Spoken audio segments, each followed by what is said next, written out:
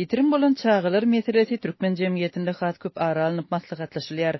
Yurdun häkimetleri keniden bu meseleni resmi derecede boyun alman, yurdun habar verir serişteleri bu meselenin bardygyny beýan etmeýärkä sosial ulgamlar, adaty ulanjylar hemde Türkmen polisiýasy üçin maglumat ýaýratmak we ýetenleri gözläp tapmak üçin işçiň platforma öwrülýär. Türkmenistanda internete girmek kyn bolsa-da sosial ulgamlar hatda polisiýanyň habarlary üçin hem platforma öwrülýär. Hususan da imoda jinayatçylykda guman edilýänleriň gözlegi hakyndaky bildirişler, şeýle-de ýitirim bolan çağılar baradaky habarlar hat köp göreýilýär.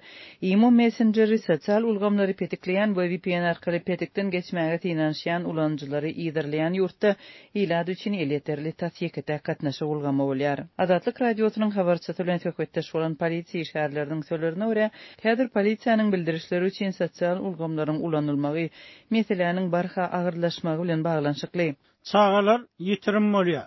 Käbirleri gidýär we öýlerini gaýdyp barmaýar. Käbirleri alınıp gaçylýar. Jinayet köpelýär. Owurluklar ýygydan bolýar. Dip adynyň eferde agdalmazlygy şerti bilen gürleşen Balkanly polisiýa işgär aýtdy. Adatlyň habarçysy soňky 2 aýyň içinde ýurdun dürli sebetlerinde ýitirim bolan çağılar barada ondan gowrak bildirişiň imoda çykanlygyny belleýär. Bildirişleriň birinde 13 ýaşly ýetkinjeň ýitirim bolanlygy habar berilýär we onuň sypaty hem geyimi barada jekmejek maglumat ýerleşdirilýär. Başga birinde 26 gün bäri tapylmadyk 10 ýaşly oglanjygyň gözlenýänligi aýdylýar. Käbir habarlarda çağılaryň mektebe gidýändikleri we gaýdyp gelmeýändikleri aýdylýar. Çap bolýan bu bildirişlerde iten çağılary görenleriň polisiýa telefon edip habarlaşmagy soralýar.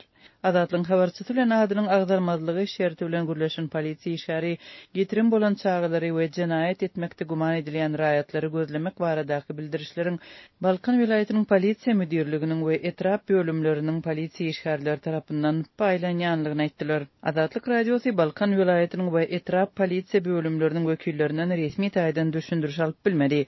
Mundan öň ýitirim bolan çağılar baradaky bildirişleri köçelerde polisiýa merkezleriniň golaýynda we jemgyýetçilik ulaglarynda görmek bolýardy. Adatlyň habarçylary geçmişde ýurtda çağılaryň ýitirim bolmagyna degişli wakalaryň şol sanda paçygaly jinayatçylyklaryň birnäçesi barada habar beripdi. Bu aralykda ýurtda jinayatyň derejesini görkezýän resmi statistika çap edilmeýär. Şol sanda çağılaryň ýitirim bolandygyna degişli ýagdaý agdalmaýar.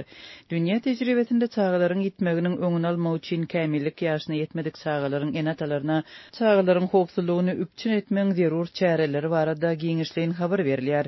Bu meselede meýletin çäreleri we meýletinçileriň işiniň ähmiýeti östürilýär.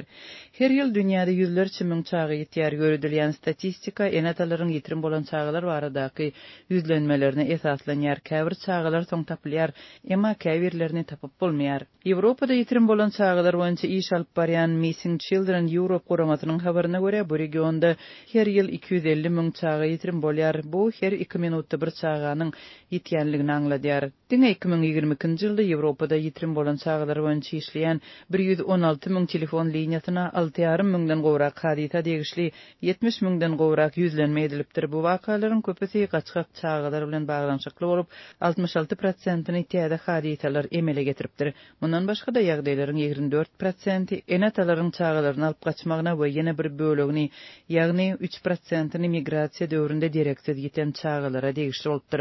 25-nji maýda dünýäde ýitirim bolan çağılaryň halkara güni bellenýär. 40 ýyl ozal döredilen bu senäniň maksady meseleni köpçülige ýatladyp durmakdan ibaret. Täze hasabat Türkmenistanyň garanky türme ulgamynyň elkençliklerini paş edýär. Crowd Accountability daşky gurşaw we adam hukuklary topary täze hasabat bilen Türkmenistanyň zabun türme ulgamyna garanky giňeltmeleri we hukuk kemsitmelerini ünsi çekýär. Hasabat emeli hemra arkaly düşürilen suratlar bilen Türkmenistanyň Bellentki iki türmesiniň Türkmenistan şäherinden 15 kilometr töwereg Günnegurda ýerleşen Aktaş türmesiniň Hemde Paytaht Aşgabatdan 50 kilometr töwereg Demirgazykda Garagum çölüne ýerleşen Owudun Depe türmesiniň giňeýişini seljerýär. Şeýle hasabat öňkü tutsaklaryň beren maglumatlary esasyna Türkmenistanyň jeda çärelerini ýerine ýetirji edaralaryna giňeýran hukuk kemsitmelerini, şol sany gynamalara, üdüňlüge we zor bilen ýitirim etmeleri üns çekýär. Hasabata görä emeli hemra suratlary binalaryň giňeldilýänligini subut edýär. Türme şertleri adam kärçiliksiz we zabun bolmagyna galýar. Gynamalar, urup ýençmeler, ýeterliksiz arastaçylyk gigiýany şertleri we beýleki yaramaz şertler dowam etdirilýär. Türkmenistan'ın öz halkara borçnamalaryny isle Birleşen Milletler Guramasynda, isle Ýewropada howpsuzlyk we hyzmatdaşlyk guramasynda ýa-da halkara konwensiýalarda öz üstüne alan borçnamalaryny ýerine ýetirmeýändigi onuň türme ulgamyna tutsaglara çemeleşmeler we türme guruluşlary jähetden seredilende açyk aýdyň äşär bolýar. Deep Crude Accountability toporunun yerine yetirci müdürü Kate Waters aýdýar. Täze hasabatyň awtorlarynyň biri bolan Waters'a görä Türkmenistana adam hukuklarynyň gödök bozulmagy we oňa göz yumulmagy ýurdun çäginden daşardaky giňişige de öz täsirini ýetirýär. Türkmenistanyň dowamly jedasyz goýulmagy beýleki awtoritar hökümetleriň öz awtoritar tejribelerini giňeltmeklerine mümkinçilik berýän giňişlik döredýär. Biz tutuş Ýewraziýada adam hukuklarynyň bozulýandygyna şaýat bolýarys. Türkmen rejiminiň wagşyçylyk tärlerinden beýleki ýerlerde hem peýdalanylýandygyny görýäris.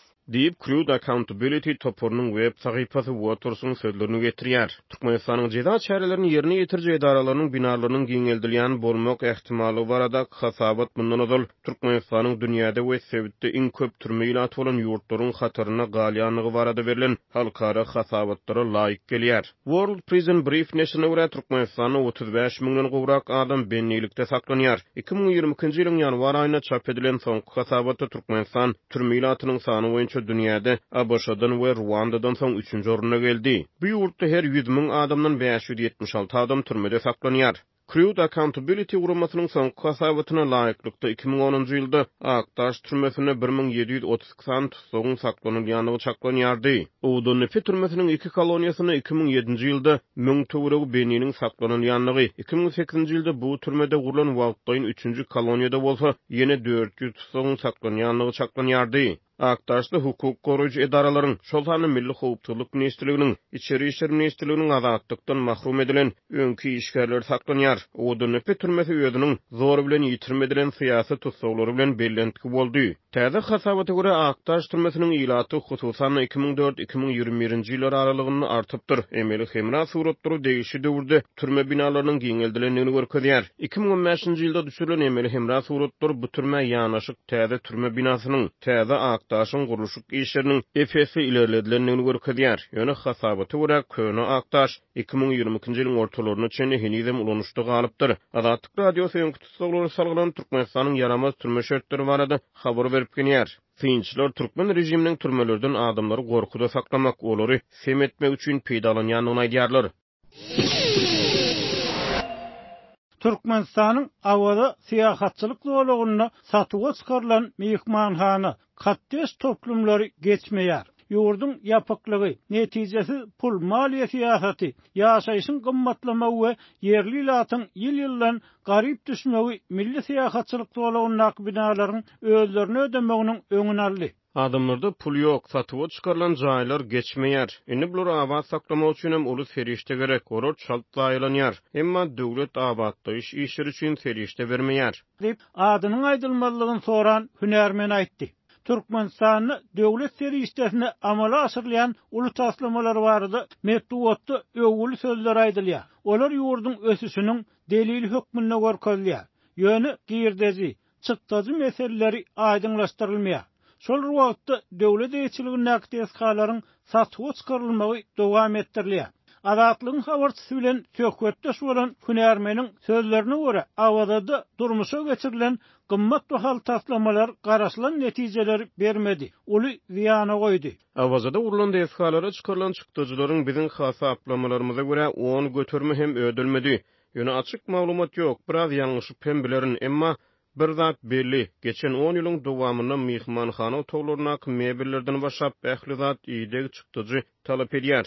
Emma döwlet awatdaýyş işleri mebelleri täzelemek üçin ferişte bermeýär.